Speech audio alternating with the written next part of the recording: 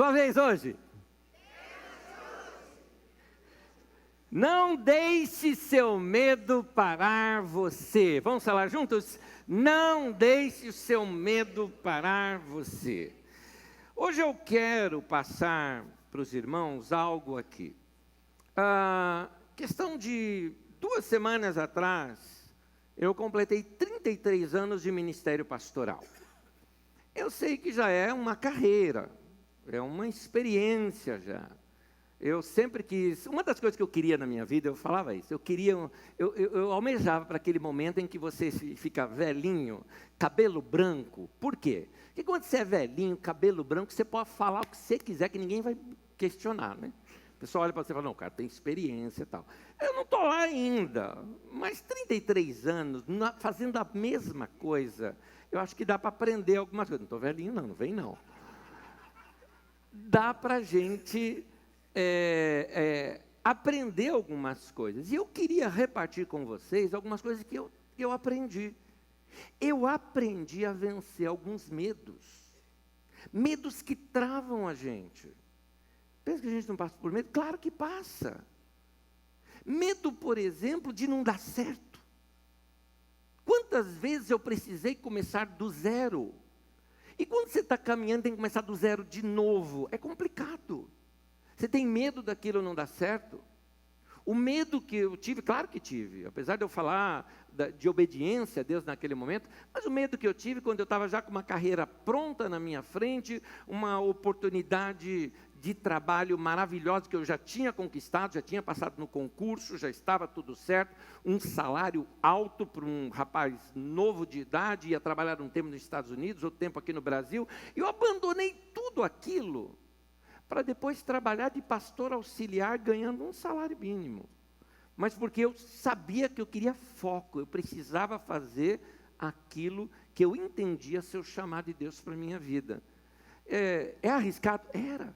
Podia não dar certo? Podia. Eu podia mais adiante falar, errei? Podia. Então, como que se vence essas coisas? Quer ver outro medo que a gente tem? A gente tem esse medo de algo não dar certo.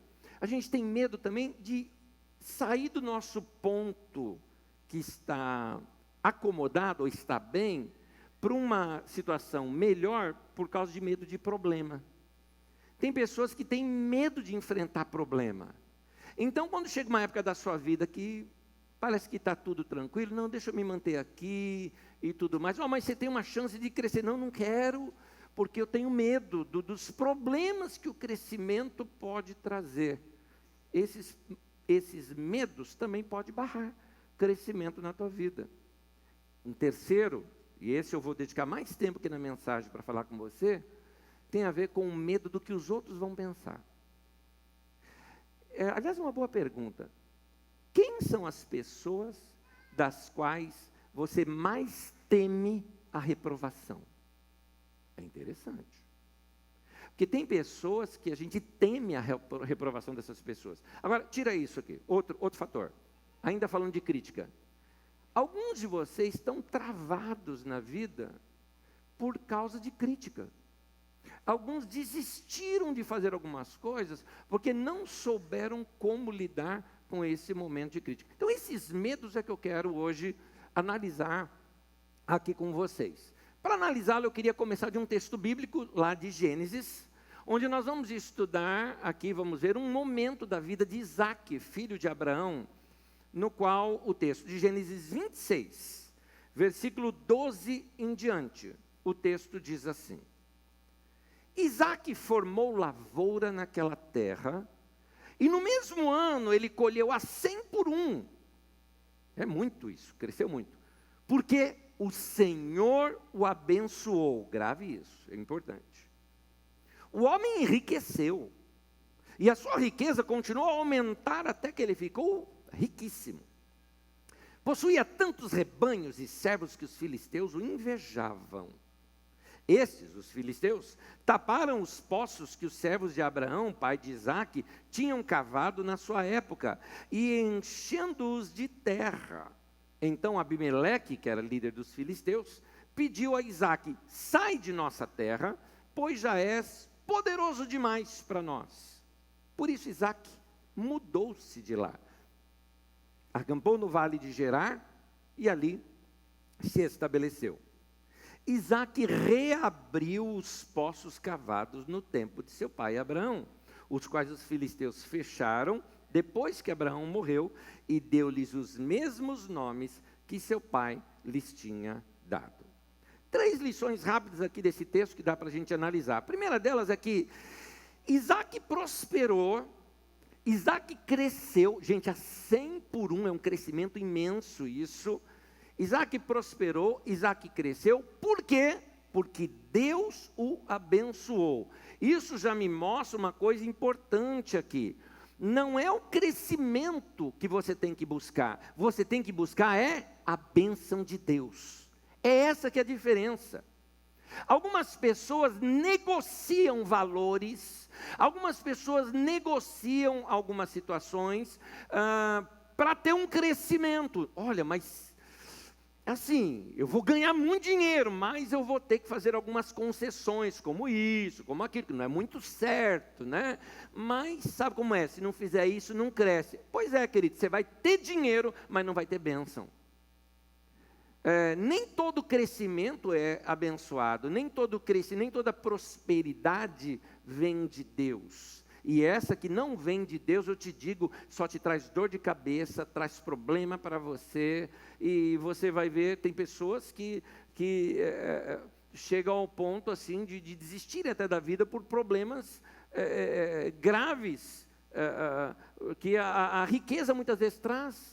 Você vai ver o índice, por exemplo, de suicídio muito maior hoje em países de primeiro mundo, por exemplo, do que em países africanos. Você vai ver. É interessante notar isso. São crescimento que deslocou a pessoa de quem realmente ela era. Ela não se conhece mais por causa de tantas concessões que foram feitas. Então, meu querido, corra atrás da bênção de Deus. Isaac, a bênção estava com ele, não estava na terra onde ele estava com ele, de modo que quando os filisteus fizeram tudo para ele sair daquela terra, ele saiu, só que a bênção saiu junto com ele, e para onde ele foi abençoado de novo. Pensa isso em termos da sua profissão, pensa isso em termos da sua empresa. Mas essa empresa, eu não posso sair dela, porque se eu sair dela eu não vou ter mais, ter mais crescimento. Querido, a bênção não está na empresa, a bênção está em você. É você que tem que andar com Deus. Segunda verdade que eu vejo nesse texto, o crescimento de Isaac trouxe problema. Todo crescimento traz problema, querido. O crescimento dele trouxe adversidade, trouxe inveja, trouxe sabotagem, trouxe fofoca. E ele foi, vou usar aqui um termo que a gente usa para quem é despedido do trabalho, ele foi mandado embora daquela terra, né, por causa de inveja, de sabotagem, de fofoca. Isso aconteceu com Isaac. Mas isso aconteceu por quê? Porque ele cresceu. Muitas vezes quem cresce incomoda. É um dos casos aqui. E o que o Isaac fez? Recomeçou. Ele não teve medo de recomeçar. Ele enfrentou os medos e não desistiu. Que comece tudo de novo. Por quê? Porque a bênção está comigo. Eu vou recomeçar e vou crescer do mesmo jeito. E foi o que aconteceu com Isaac.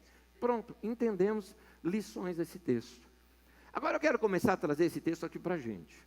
Quero começar a trazer aqui para nós vencermos pelo menos esses temores nos quais a gente precisa aprender a lidar com eles. O que eu quero passar para vocês tem a ver com uma das maneiras como eu vejo nas Escrituras e me ajudou bastante a vencer esses temores. Quando eu falo vencer os temores, não é que eu não tenho mais esses temores, não é isso.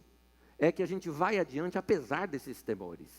A gente aprende a lidar com esses temores a nosso favor. É como um golpe de judô, no qual uma pessoa se atira contra você, você usa a força dela contra ela mesma para jogá-la do outro lado. Dessa mesma forma, aquele medo pode passar a ser o seu aliado, quando você sabe como lidar com ele. Então, 3 deles que eu quero falar. Primeiro, não deixe de fazer algo só pelo medo de não dar certo. Vamos falar juntos por questões didáticas, para a gente memorizar? Juntos, vamos lá? Não deixe de fazer algo só pelo medo de não dar certo. Você precisa começar a enfrentar os medos que te assustam. Os medos costumam travar a gente. Você já teve pesadelo em que você queria correr de algo e parecia que a perna não ia? Você já percebeu isso? Não é? Esses pesadelos relatam um pouquinho de como a gente é. E é interessante, são desses que a gente lembra, não é verdade? Eu sou difícil de lembrar sonho meu, mas eu estou me lembrando aqui de um sonho quando eu era criança. Eu morava numa região, antes da Vila Nova Cachoeirinha, tem um bairro chamado Jardim Cachoeira, em frente à maternidade da Cachoeirinha. Ali hoje tem um hospital. Antes desse hospital, era uma região onde tinha muitos campos de futebol e a gente ia jogar bola ali. Ali tinha um rio, onde hoje é a Avenida Jardim de Souza, ali tinha um rio que transbordava bastante. Quando dava as enchentes, depois viravam lagos naquele lugar. Lugares assim, que a criançada entrava para brincar dentro daqueles lagos. Esse é a figura do meu sonho. Pois bem, no sonho, fui jogar bola. E quando a gente passava por um mato assim, para chegar lá nos campos, quando eu estava voltando no sonho, o mato tinha crescido, tudo estava diferente. E só o lugar por si só já dava medo. E eu comecei a escutar um barulho, como se fosse um monstro. Eu entendi que era um monstro. E aquele barulho foi aumentando, aumentando, e eu no pavor comecei a correr, e parecia que por mais que eu corria, aquele barulho vinha alcançando e vinha me alcançando. Quando eu via, com medo daquele bichão, daquele monstrão, eu vi o lago, então eu peguei e pulei no lago. Quando eu pulei no lago, a água do lago era quentinha. Aí eu fiquei tranquilo ali no lago. Passado um tempo, a água começa a esfriar. E aí depois eu voltei a ouvir o som do monstro, só que eu não enxergava. Onde é que está esse monstro? Onde é que está esse monstro? Quando eu vejo as águas se movimentando e a água virou a boca daquele monstro, e eu querendo gritar, e acordei. Ok, nossos sonhos geralmente são reflexos de alguma coisa que passou durante o dia conosco, ou que está acontecendo ao nosso redor naquele momento, não é? E eu identifiquei. O monstro que rosnava e ia crescendo era meu pai roncando. Agora, aquela água que era quentinha e esfriou, toda criança já fez isso, né? Meu querido, se você foge do medo, ele vira um monstro. E quando ele corre atrás de você, tuas pernas travam. Você precisa aprender a enfrentar. Nós precisamos aprender a enfrentar esses medos e saber como lidar com eles. Enfrente aquilo que mais te assusta. Enfrente. O medo, muita gente fala, o medo é do diabo. Querido, eu acho que o medo é uma dádiva de Deus. O medo me impede de chegar numa situação de perigo. O medo me ajuda a preservar a minha vida. O medo me ajuda a evitar problemas maiores. O medo tem também outro lado bom do medo. Quando você sente medo de algo, um medo de... sei lá, um medo de um ladrão, um medo, você está no trânsito, por exemplo, numa rodovia escura e leva um grande susto, quase um acidente. Naquele momento, o medo é uma bênção para você naquele momento. Porque naquele momento ele libera adrenalina no seu corpo e aí você se torna mais forte do que você era ali. Você quer lutar, você quer enfrentar a situação. O medo te mantém vivo, o medo... faz o que ele faz com você? Seus sentidos aguçam, os seus ouvidos ficam atentos, os seus olhos captam qualquer outro movimento, o corpo tensiona, você está pronto para correr ou está pronto para lutar. Nesse sentido, o medo é uma dádiva de Deus. O medo acorda você para fazer algumas coisas que estavam estacionando a tua vida. Você quer ver um exemplo? O indivíduo está lá de qualquer jeito, o casamento só ali, só indo de mal a pior, de mal a pior. Um dia ele recebe aquele choque, tipo a mulher chega e fala, não quero mais. Pronto, ele trava. Aí ele fica romântico, aí ele muda, e ela também, viu? Às vezes a situação é o contrário aqui. Mas fica romântico, muda, começa a resolver as coisas, agora ajuda em casa, né, nas coisas que tem que fazer e tal, começa a repartir os trabalhos de casa. O medo mudou a pessoa, o medo acordou a pessoa, o medo fez a pessoa perceber melhor o ambiente onde ela está. Muitas pessoas são assim no trabalho. Ele está acomodado, está no trabalho todo dia, aquele trabalhinho de sempre, está fazendo a mesma coisa e tal. Aí um dia ele começa a perceber, opa, estão mandando gente embora, vai sair uma lista esses dias. Pronto, o medo faz ele chegar mais cedo, ele não atrasa mais, ele trabalha diferente, ele acorda para a realidade. O medo faz você sair desta tal zona de conforto. Então, o medo desestabiliza você, tira você daquela rotina, né? Domingo estou na igreja, depois amanhã tem trabalho, depois tem faculdade, tem escola, depois vou ver a família, depois vou para a igreja, depois trabalho. Ele fica numa rotininha e aí ele acorda para uma realidade da sua vida. O medo pode ser uma bênção para você nesse sentido. Agora, querido, acorda, não deixa não deixa de fazer algo só porque você tem medo de não dar certo. Você talvez precise tomar alguns passos na tua vida, mas aquele medo está segurando você. Então, comece a acordar, comece a despertar, comece a destravar a tua mente para você se preparar para algo novo. Então, não deixe de fazer algo só pelo medo de não dar certo. Não deixe o medo parar você, como diz no tema de hoje. Já quero emendar no segundo ponto, porque um tem ligação com o outro. Segundo, não deixe de crescer só por causa do medo de ter mais problemas. Quem deseja ser bem-sucedido está pedindo por problema. Meu querido, você vai crescer, você tem mais problema. No campo dos negócios, por que uma empresa vai propor te pagar mais? Para você assumir mais responsabilidade. Ela vai te propor, eu vou pagar mais vocês, mas para você assumir um outro cargo que vai te dar mais responsabilidade, vai te dar mais problemas. Você vai gerenciar melhor conflitos e problemas dos outros, talvez, nessa empresa. Por isso eu vou te pagar mais, por isso. Ou seja, você vai crescer, mas seus problemas vão aumentar. É aquela lógica de Lucas 12, 48, quando diz assim, a quem muito é dado, muito será requerido. Então, quem quer crescer, você pode crescer, é uma maravilha, mas aumenta a sua responsabilidade. Todas as vezes que nós vamos melhorar o nível na nossa vida, subir de nível no nosso trabalho ou no que vamos fazer, novos problemas vão acontecer. É a lógica do videogame, não é? Você subiu de nível, você vai enfrentar um chefão mais difícil, né? Venceu aquele chefão, subiu de nível, vai enfrentar um outro chefão mais difícil. É a lógica, você vai crescendo, vai aumentando a dificuldade. Quando você fala assim, não, eu não quero ter mais problema, você está dizendo, tá bom aqui, eu não quero crescer mais. É uma escolha, não estou dizendo que está certo ou errado.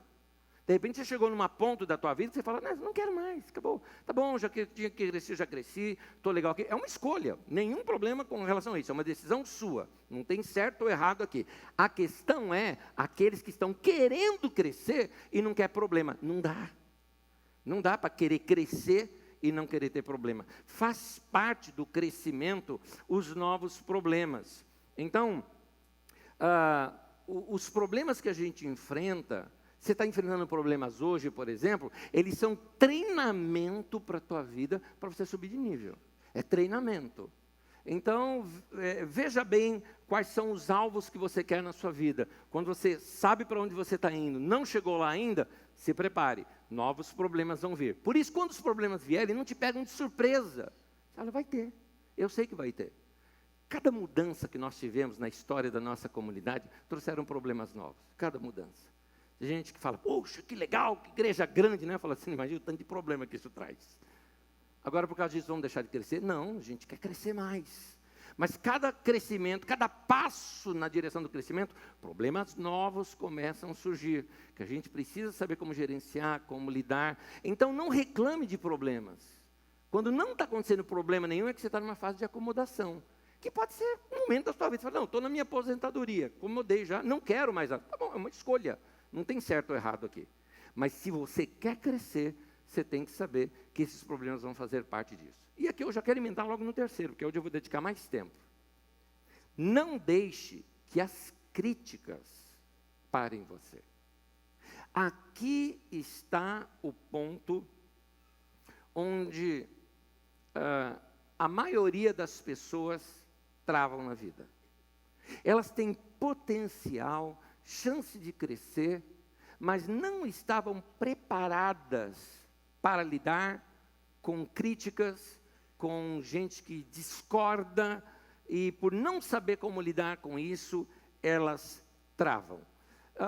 Existe algo na matemática chamada teoria dos jogos. Quem estuda matemática sabe do que eu estou falando. John Nash foi quem melhor desenvolveu isso. John Nash é daquele filme Uma Mente Brilhante, quem já assistiu deve se lembrar. Ele desenvolve melhor uma teoria já existente, que era a teoria dos jogos. Essa teoria, ela diz mais ou menos o seguinte, é interessante, é uma questão matemática isso. Mas olha que interessante, suponhamos que você está numa grande corrida. E nessa grande corrida, vários competidores, você está em primeiro lugar na corrida, durante a corrida. Qual é o alvo do segundo lugar? Não estou falando da torcida. A torcida pode estar torcendo por você. O segundo lugar, ele quer o teu lugar. Ele quer, vamos lá, se fosse de carro, ele quer que fure o teu pneu. Ele quer que você se descuide numa curva e ele te passe. Qual é o alvo do terceiro lugar? Vencer o segundo e vencer você também. Qual é o alvo lá do cara que está lá embaixo, 10º lugar? Ele quer vencer todos os outros e você também. Suponhamos que você esteja numa corrida com 50 participantes, você tem 49 inimigos. 49 pessoas que estão desejando a sua derrota, desejando que você fique para trás, desejando que você recua, querendo o teu lugar. E isso é natural do jogo. Nem é maldade deles, é natural do jogo. Essa é a ideia que está por detrás dos cálculos que se faz na teoria dos jogos. É por isso que você vê muitas vezes empresas ou produtos no mercado que despontam, são o melhor do mercado, daqui a alguns anos eles estão lá embaixo, já ninguém mais nem fala mais deles. Por quê? Porque não suportaram a pressão de estar em primeiro lugar. Isso acontece. Agora, quando então você está crescendo, estas coisas começam a tentar minar o seu crescimento. E isso vem muitas vezes por críticas, vem com palavras de que querem diminuir você. E isso aconteceu, sabe com quem bastante? Jesus. Isso aconteceu direto com ele. Jesus, ele era um mestre diferente dos outros. Quando a Bíblia fala que veio os mestres da lei e tudo mais, está falando de gente que eram o quê? Rabinos. Jesus também era o quê? Um rabino, ele também era um mestre da lei. Então, as pessoas vinham e criticavam Jesus. Por quê? Criticavam Jesus por causa da mentalidade dele diferente, das interpretações bíblicas que ele dava no mesmo texto que eles pensavam diferente.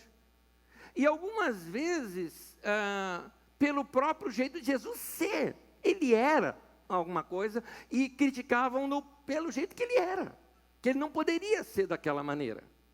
Jesus, por exemplo, era alguém que ele tinha o seguinte pensamento: os sãos não precisam de médico. Quem precisa de médico é o doente.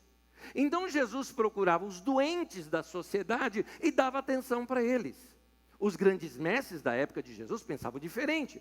Nós somos homens dignos, não podemos andar com essa gentalha, não é? Só precisamos andar com pessoas que são dignas no meio da sociedade. Jesus falava, esses dignos não precisam de médico. Eu vou para aqueles que estão perdidos, as ovelhas perdidas de Israel, gente que está perdido na vida, gente que não sabe, gente assim, que ninguém está indo atrás deles, é atrás desses que eu vou. Esse era o pensamento de Jesus. Tem uma ocasião em que Jesus faz algo. Segundo o texto que você vai ler aqui comigo já já, Jesus recebe algumas pessoas na sua casa, é o que o texto dá a entender. Jesus recebe aquelas pessoas ele faz um jantar, ou vamos dizer assim, o jantar naquele tempo é uma festança, não é? É algo até demorado e longo, onde você recebe cada um ali na porta, você beija cada um, você cumprimenta cada um, lá dentro vocês conversam, tem discursos, vocês comem juntos, é festa, é festa. E Jesus faz uma assim e enche a casa dele de gente que não era muito bem querida na sociedade. E essas pessoas se sentindo o máximo de poder estar perto de Jesus. Pelo que dá a entender no texto, Jesus também convidou lá os líderes, os mestres, né? Os fariseus, os líderes dos saduceus, para virem também ali. Só que eles, ao verem essa gentalha, pararam na porta, empacaram e não entraram. E ficaram lá de fora criticando Jesus, porque a casa dele estava cheia daquela gente. Vamos ler o texto, para a gente entender melhor? Lucas 15, acompanha comigo. Versículo 1 e o 2 diz assim: todos os publicanos e pecadores estavam se reunindo para ouvi-lo, mas os fariseus e os mestres da lei o criticavam. Este homem recebe pecadores, essa expressão é a expressão que dá a entender que ele recepcionou essas pessoas em sua casa. Recebe pecadores e come com eles, que para o judeu comer junto era sinal de compartilhar, de comunhão e tudo mais. Como é que Jesus pode ter comunhão com gente assim? Recebe os pecadores e come com eles. Note, eles ficaram ali do lado de fora. Vamos pensar aqui comigo. Jesus então sai lá da festa, ele saiu da festa, foi lá para fora, vê aqueles convidados que não queriam entrar e começa a conversar com eles. E nessa conversa Jesus conta uma história assim. Ele fala,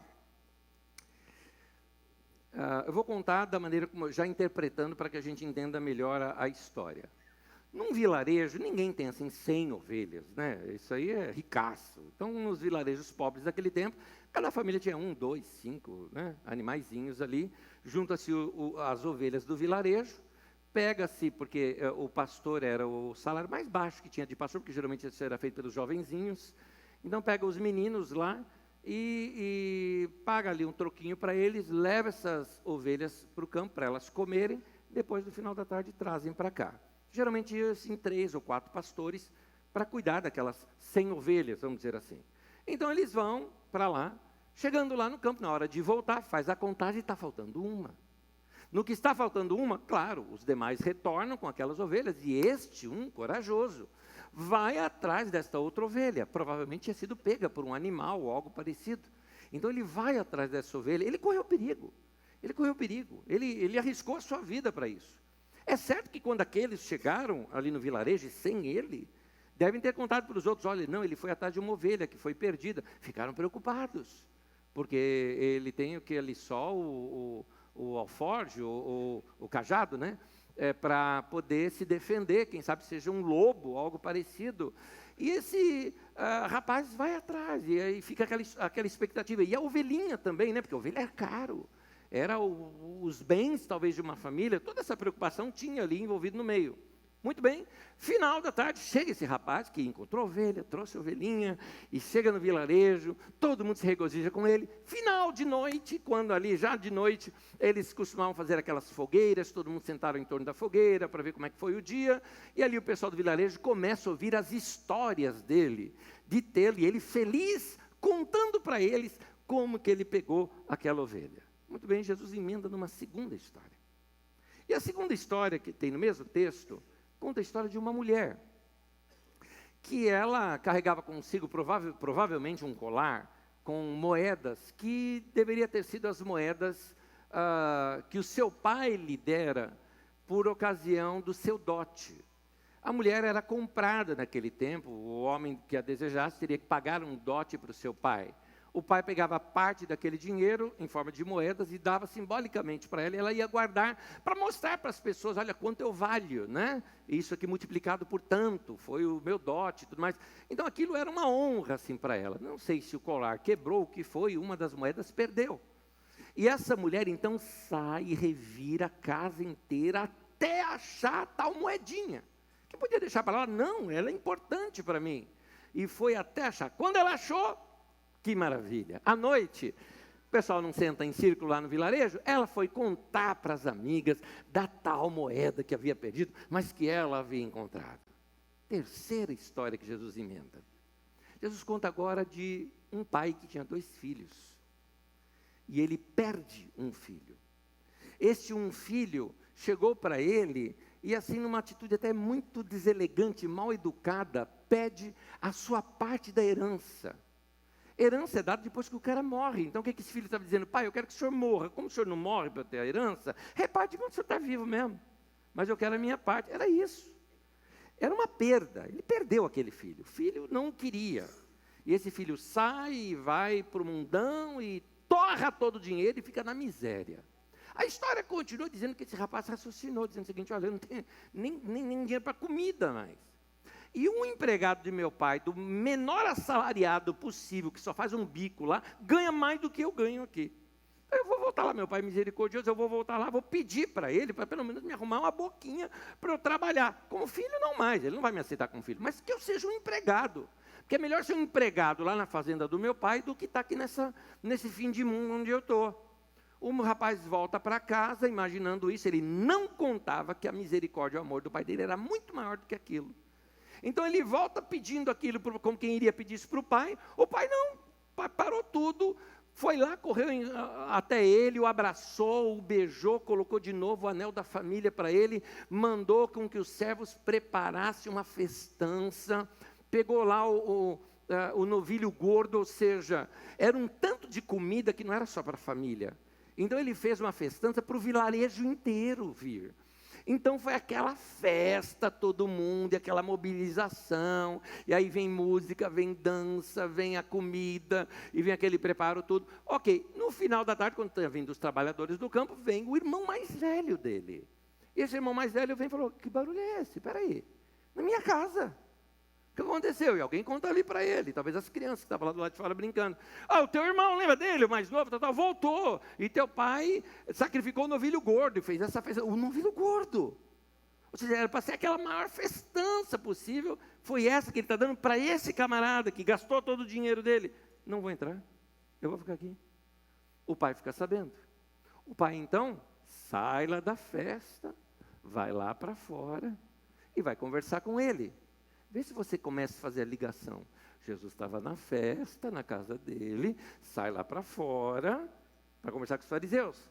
Na história, o pai sai lá da festa, onde recebeu o irmão que não prestava, o filho que não prestava, sai lá para fora para conversar com esse filho mais velho, que era o certinho, direitinho.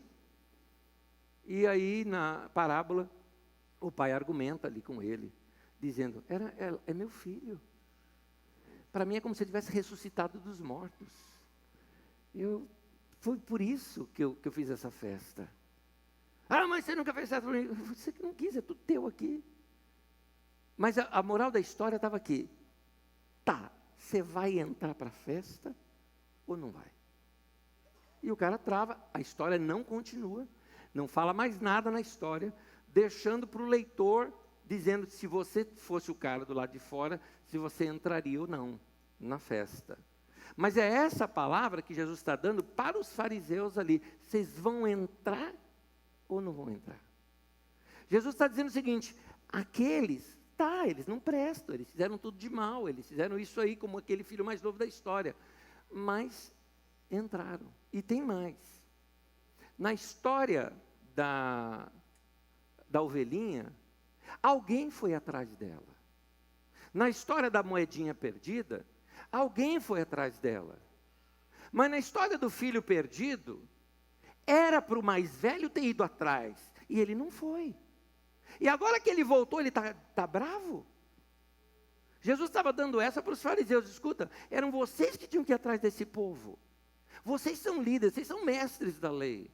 Eram vocês que tinham que usar de misericórdia e falar do evangelho para essas pessoas. Mas não fizeram. E agora que eles estão vindo, vocês estão bravos. É por isso. Mas o que eles fizeram? Odiaram ainda mais Jesus. Por isso, outro texto da Bíblia chega a dizer que eles intentaram até matar Jesus por causa disso. Piorou a situação. Como que pode? O caso é o seguinte. O problema é que, vou trazer para nós, É um vício tentar agradar a todos. E você precisa aprender a se livrar desse vício. Jesus não tentou agradar os fariseus. Ele não chegou assim e falou, tá bom, vai ficar de bem com vocês. Ô galera, acabou a festa, desliga a música aí, vamos embora todo mundo, porque eu não quero ficar mal com os caras aqui. Jesus não fez isso. Jesus chegou para os caras e falou, você quer entrar? Eu vou entrar. Vem ou vai ficar aí fora? Vamos ficar aqui fora. Tá bom. Beijinho no ombro. Tchau. Não querem. Então, às vezes, nós temos esse vício de querer agradar todo mundo. Jesus foi criticado pela maneira como ele tratou o caso de uma mulher que ia ser apedrejada e ele a livrou da morte. Jesus foi criticado só pelo modo dele pensar diferente, foi criticado por ele ser diferente. Querido, nem Jesus agradou todo mundo. Então, se você não souber como lidar com crítica, você vai ter sérios problemas na sua vida e algumas coisas podem travar você. Vamos voltar lá naquele nosso texto inicial? Lembra de Gênesis 26, da história dos filisteus que foram lá e taparam os poços? Ok. Nos tempos antigos tinha isso como tática de guerra. Tapavam-se os poços d'água de modo que os exércitos inimigos ficavam assim, deslocados no lugar, não tinham como se sustentar no lugar, eles não poderiam permanecer ali naquele local. Então, eles fizeram o mesmo contra Isaac, por pura inveja. A Bíblia disse ali no texto que nós lemos, que foi por causa de inveja que eles fizeram isso. A ideia era o seguinte, se deixarmos sem água, irão se agonizar, se perturbar e vão sair daqui. Dá para ver já o paralelo disso? Se conseguirem azedar, poluir a sua fonte de alegria, você vai sair dali. Se conseguirem perturbar você lá no teu trabalho o tempo todo, tal, você vai sair dali.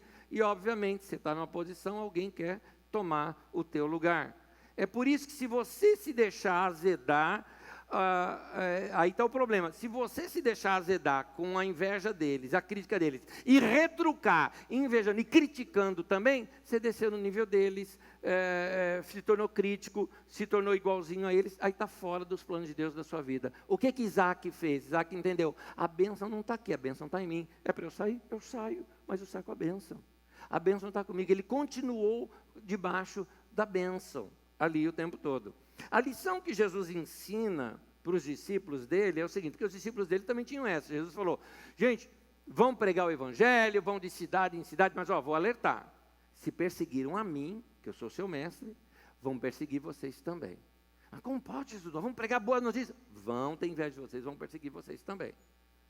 E aí, o que a gente faz? Olha o que Jesus ensina, Mateus 10, 14. Sacudam a poeira dos pés quando saírem daquela casa ou cidade. O que ele queria dizer com isso? Para você não lembrar daquilo. Porque aí, senão você está vindo de lá e olha assim, onde foi que eu pisei mesmo? Ah, foi lá naquele lugar. Queria nem ter lembrado. Jesus está ensinando isso, sacode lá mesmo, deixa a poeira lá, sai e não lembra de nada. Esquece, passou, vira a página, segue. É interessante a gente notar que quando a gente não sabe lidar com a crítica, se deixa ser ferido pela crítica, nós passamos por problemas que não deveria estar passando.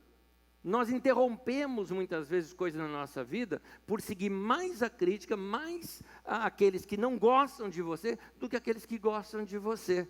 Então não se deixe ser ferido pela crítica. As pessoas, elas mudam de opinião rapidamente. Tem uma história na Bíblia, em Atos 28. Em Atos 28, tem uma história de Paulo apóstolo. Atos 28, de 2 a 6. Vai contando uma história que Paulo, ele estava num navio, e ele estava no navio sendo preso, indo para Roma, só que o navio passa por um naufrágio. E eles acabam ali, desmonta-se o navio ali no naufrágio, eles conseguem chegar até uma ilha, mas todos sobreviveram. Mas foram parar numa ilha.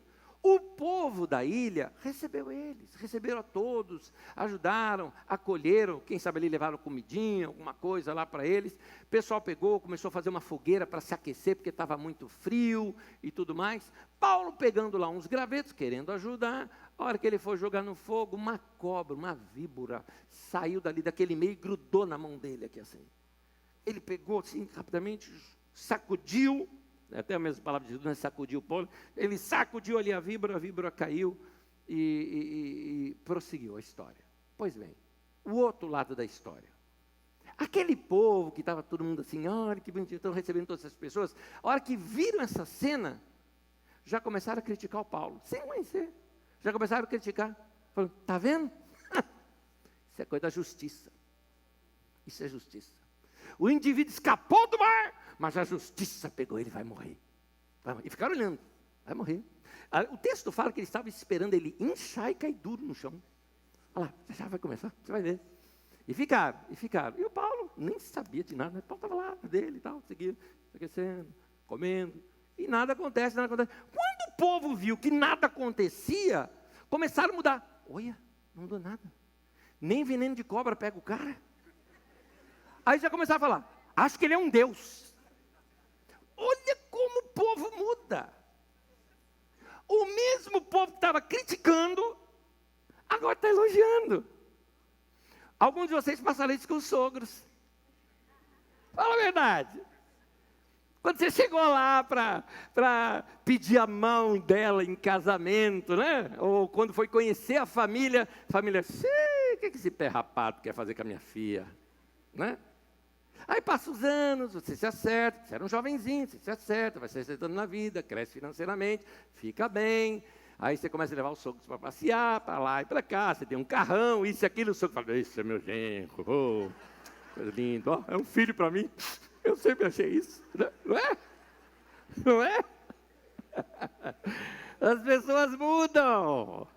Já pensou se naquela época que você percebe que a família não te aceitou, você falou, essa crítica, não vou aguentar, vou deixar para lá. Você ia perder.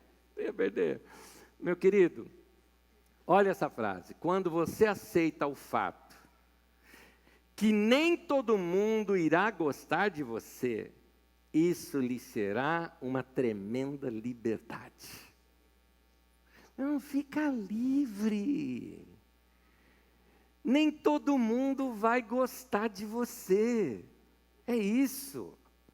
Quando eu estava lendo esses dias, alguns terapeutas estão fazendo verdadeiros estudos sobre essas pessoas hoje, que são os emergentes das redes sociais, por causa dos novos sucessos que acontecem.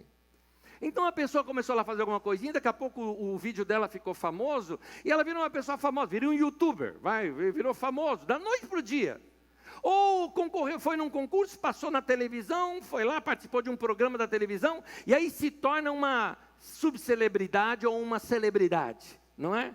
E aí fica conhecida, as pessoas pegam o autógrafo dela e tal, ou no YouTube começa a receber likes e mais likes, e nas redes sociais e tudo mais, e qualquer foto que você posta, aquele mundaréu de gente likeando as suas fotos, né? E aí você se acha uma... Só que aí começa a vir o quê? As críticas. Lembra da teoria dos jogos? Você virou vidraça, meu querido, alguém passa e vai tacar pedra. Aí daqui a pouco alguém já está com inveja, não gosta, critica. Ou até, às vezes, a crítica é justa. Você tem defeito na tua vida. Você não tem defeito na tua vida? Eu tenho. Eu tenho defeito na tua vida, na minha vida. Você tem também? Tem. Quando alguém te critica pelo seu defeito, por que você fica chateado de ser defeito?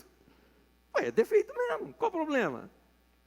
Então, o que você pode fazer? Esses dias uma pessoa me diz assim, tua voz está horrível. Não tem o que fazer, aí, ó. Por isso que eu não me ouço. Não é? Não tem o que fazer. Então, quando alguém te critica por algo que é teu defeito, não tem como você mudar, o que você vai mudar? Deixa, convive com aquilo.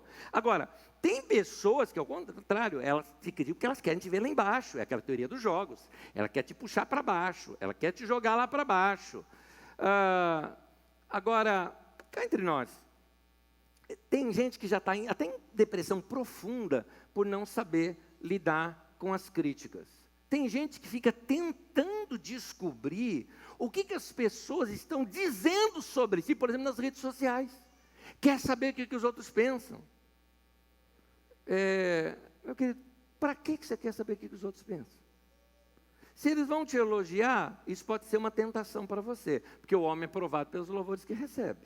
A Bíblia diz isso. Se vão te criticar, você vai ler, vai te chatear. Então por que você dá vazão para isso?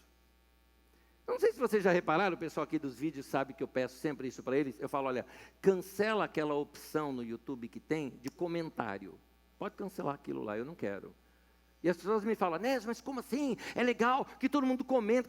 Querido, a hora que comentar, eu corro os dois riscos. Eu corro o risco de ser bajulado e eu corro o risco de ser criticado e alguma crítica me ferir. Então, por que deixar? Não precisa. Eu não vivo para isso. Eu tenho que ensinar a palavra de Deus, é isso aí. Eu tenho que ouvir crítica daqueles que estão perto de mim, de gente que me conhece, que conhece de fato meus defeitos, que sabe onde me corrigir, não é? Então, meu querido, tem gente que gasta mais tempo tentando descobrir o que as pessoas estão dizendo delas, do que pensando em seus próprios sonhos, seus próprios objetivos. Meu irmão querido, não seja assim. Meu conselho para você, vai viver tua vida. Quer ver uma coisa?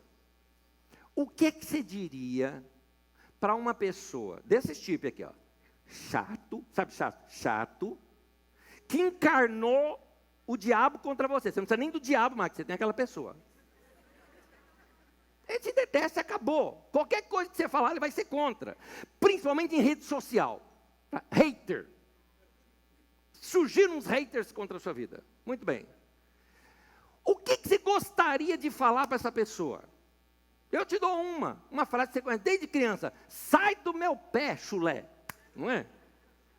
Ou, traduzindo, vai viver a tua vida, indivíduo. Né? Aquela história, olha, Deus deu a vida para todos, para que cada um cuide da sua.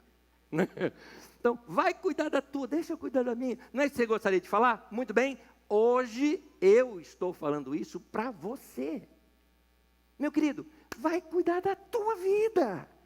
Não, mas estão falando de mim. Estão falando dele, é problema dele, não é teu. Não ouve mais. Fecha a janela. Não ouve. Olha que legal. Olha que legal. Então, vai cuidar da tua vida. Para de ouvir as coisas que te perturbam. Não dê atenção a essas coisas. Tem gente falando de você. Agora, é algo que você possa corrigir? Ou você possa aprender? Tem crítica que é assim, a mesma pessoa não gostando de você, ela está falando alguma coisa que é interessante você corrigir. De repente, erros na sua fala, alguma coisa. Vai lá e corrige. Não é, não é isso, é só chatice. Se é chatice, por que você está dando ouvido? Por que você está dando ibope para os caras?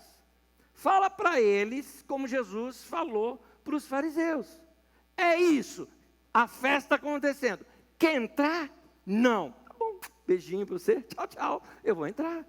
Você vai ficar de fora. Querido, reconheça seus erros. Tem erro que você pode mudar? Maravilha, muda. Tem erro que não dá para mudar? Tem erro na gente que não dá para mudar. Vai fazer o quê? Convive com eles, de boa. Então eu não vou me ofender se alguém me fala de um erro que eu tenho. Eu tenho mesmo. Se eu conseguir mudar, beleza. Se eu não conseguir mudar, não tem jeito. Eu não gosto de você porque você é corintiano. Problema teu. Eu sou, e aí? É um erro que eu não tenho como mudar. Não dá, não tem conversão um negócio desse. É problema isso. Então, eu vejo, eu tenho algumas dificuldades. Né? Estou falando da minha área, por exemplo. Eu gosto de pregar esperança, eu prego amor, eu prego liberdade. E eu sei que eu falando essas coisas, eu não vou agradar todo mundo.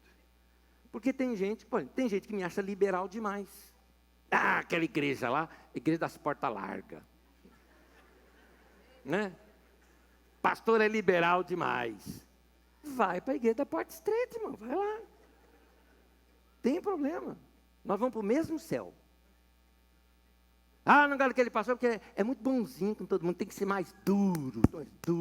É pastor ratinho, vai lá, ele vai falar um monte para você, brigar com você e tal, vai lá. Não sei, não vou mudar. Para quê? Tem gente que fala, não, esse pastor comunista. Já falaram, então. Não sou. Só porque eu estou criticando o governo atual? Eu criticava o anterior também, que convive comigo, sabe? Aliás, se há governo, eu sou contra, né? Eu sou assim, é meu jeito, é. Tem gente que acha que tem que ser mais duro na pregação, mas para quê? Eu não falo assim com meus filhos, vou falar com vocês. Por quê? Então, eu acho que eu tenho que pregar como eu prego. Aí teve uma pessoa que chegou para mim aqui no culto mesmo, chegou para mim assim, para mim e falou assim, Anésio, eu não gosto da maneira como você prega. Eu falei, tá, domingo que vem eu vou pregar de novo. Então, ai, ai. Posso abrir um parênteses aqui? Um dia, essa mesma pessoa, depois de anos, gente, anos, assim, sabe que você está pregando e a pessoa assim, anos. Aí um dia essa pessoa me procura depois do culto, Neto, queria falar um negócio com você. Sim, pois não. Então, ó, a gente está pensando em ir numa outra igreja agora. Falou, meu irmão, aleluia, amém, bênção. Aí eu aprendi que tem duas formas de imposição de mãos, né? Tem gente que se impõe a mão assim, né? E tem outros que se impõe assim, ó.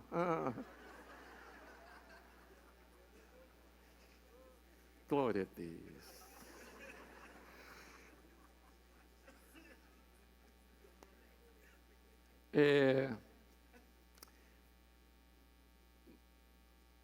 Querido, tem hora que a gente tem que mudar. Você está cercado de gente que só te joga para baixo. Minha pergunta é, por que você está ouvindo? E tem mais, hein? As pessoas, às vezes, no teu trabalho estão te jogando para baixo, você chega em casa, cabisbaixo. Aí quem te ama, que são seus filhos, sua esposa, seu marido, pega o pior de você. Aquela pessoa não só te afetou no trabalho, como te afetou lá na tua casa. E você que está dando esse poder para ela. Para de ouvir. Para de dar ouvidos. Você precisa fazer é saber andar com as pessoas certas. Uma das últimas frases que eu vou te falar aqui hoje. Aprenda a se proteger. Aprenda a se proteger. Não é para todo mundo que eu vou dar ouvido, não. Não é. Erro meu, eu vou consertar antes que alguém veja e me aponte. Melhor assim. Existe isso também. Agora, aprenda a se proteger, a se isolar. Se você sabe que você vai em tal lugar e vai sair de lá mal, para que você vai? Se você sabe que naquela rodinha não vai ser legal, por que você está ali? Com quem que você está andando, meu querido? Não está na hora de você selecionar, mas tua vida é curta, para que você está dando ouvido para a gente que está te jogando para baixo? Não está na hora de você selecionar mais pessoas. Ah, né, mas desse jeito eu vou andar com poucas pessoas. Pois é, não conhece a história de Gideão? A história de Gideão foi o seguinte, eles queriam guerrear com um povo, estava invadindo eles, e ele quis montar um exército ali para enfrentar aquele povo, e juntou um monte de gente, e Deus chegou e falou, não, tem muita gente aí. Manda esse povo beber água, quem beber água desse jeito, continua no exército. Quem beber de outro jeito, falou lá uma forma, você tira do exército. A maioria foi desse outro jeito, e foi saindo, só ficaram 300 só, para enfrentar um exército grande. E Deus deu orientação. Vocês chegam lá no campo deles, está todo mundo à noite, vocês vão acender coisas em vários lugares ao mesmo tempo, não é? Eram os 300 e vão gritar, Esparta! Não é? Então todo mundo sai correndo naquele momento. E foi o que aconteceu. Não Esparta, isso é coisa minha. Né? É porque é os 300 e tal, 300 e tal. Então, venceu. Agora, como é que se vence uma batalha com 300, mas não ia vencer com 10 mil? Como assim? Pois é, meu querido. É melhor você ter gente boa do teu lado, gente de qualidade do teu lado, gente que te ama, com quem você tem bom relacionamento e profundidade. Poucas pessoas de boa qualidade para você, que fortalecem você, é muito melhor do que você querer, ir na internet, gente que você não conhece. Você está preocupado com o like de pessoa que você não sabe quem é? O único cara que quis isso na vida foi Roberto Carlos. Quero ter 1 milhão de amigos. Quero ver você responder todos esses caras. Né? Não é assim, não. Meu querido, aprenda a se proteger. Não deixe quem não gosta de você acabar com bons momentos de quem você ama. Porque às vezes essas pessoas acabam te prejudicando lá dentro da sua casa. Eu quero terminar, vou pedir para você ficar em pé comigo, por favor. Se nós deixarmos o amargor entrar na nossa vida, então azedar o nosso poço. Cuidado com as críticas e os críticos, para que isso não venha mudar o seu coração. O último texto que eu quero ler com vocês está em Provérbios 4, versículo 23. Acompanha comigo a leitura? Provérbios 4, 23. Sobre tudo que se deve guardar, olha o que diz o texto. Guarda o teu coração, protege o teu coração, porque dele procedem as fontes da vida. Protege, meu irmão, protege. Lembrei de uma historinha, eu estava no trânsito. Tranquilo, gente, sabe? Música gostosa, dirigindo. Eu não lembro de ter fechado ninguém.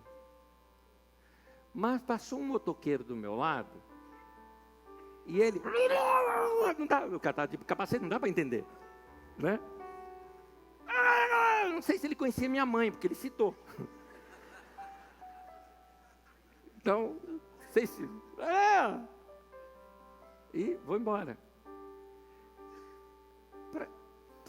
Assim, uma das provocações dele foi ficar aumentando ainda. Naquele momento eu estava de janela aberta. Fechei o vidro. Aumentei o som do carro. E continuei dirigindo tranquilo. Para que eu vou dar a minha paz para uma pessoa que eu não conheço e que daqui a 2 minutos não ia fazer mais parte nunca da minha vida? Para quê? Então, aprenda a guardar o teu coração. Aprenda a se proteger. Mantenha teu coração puro. Como era quando era criança, mantenha o coração puro. Resumindo, vamos lá?